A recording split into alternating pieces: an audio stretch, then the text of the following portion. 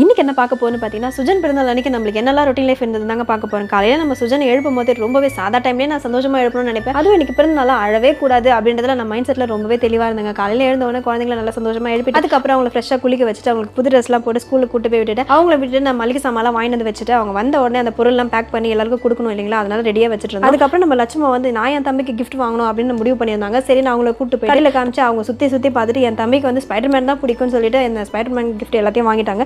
அது வாங்கினதுக்கப்புறம் அவங்களுக்கு தேவையான சில பொருளையும் வாங்கிறதுக்கு ட்ரை பண்ணாங்க. ஆனால் அவங்க அப்பா வந்து அதை விட அதுக்கப்புறம் என்ன கடையிலேருந்து வந்தவொடனே நேராக வீட்டுக்கு தாங்க போயிட்டோம். வீட்டுக்கு போனவொடனே நம்ம சுஜன் பிறந்த அன்னைக்கு ஏதாவது உதவி பண்ணலாம் அப்படின்னு நாங்கள் முடிவு பண்ணியிருந்தோம். பார்த்தீங்களா, அது வந்து சாப்பாடு செய்யறதுக்கான டைம் வந்துச்சு. அதனால சாப்பாடுலாம் செஞ்சு முடிச்சதுக்கப்புறம் நம்ம அதுக்கப்புறம் அந்த பொருள்லாம் எடுத்துகிட்டு போய் கொடுக்கலாம் அப்படின்னு நாங்கள் முடிவு பண்ணிடுறோம். அதுக்கப்புறம் என்ன ஸ்ட்ரைட்டாக வீட்டுக்கு வந்து நம்ம மற்றவங்களுக்கு ஏதாவது பண்ணணும்னு நினைக்கும் போது சாப்பாடு போகலான்னு முடிவு பண்ணியிருந்தோம். அந்த சாப்பாடு செய்யறதுக்கான தேவையான எல்லாத்தையுமே நாங்கள் ரெடி பண்ணி சாப்பாடு செய்ய ஆரம்பிச்சோம். நம்ம வீட்டில் செய்யும் போது வர டேஸ்ட் விட மாதிரி நம்ம கொடுக்க போகிறோம் அப்படின்னு நினச்சி செய்யும் போது வர டேஸ்ட் ரொம்பவே நல்லா இருந்ததுங்க. ரொம்ப சந்தோஷமாக இருந்தது. நீங்கள் ஏதாவது பண்ணியிருந்தா என் வீடியோ கலெக்ட் பண்ணுங்கள். தேங்க்யூ, பாய்.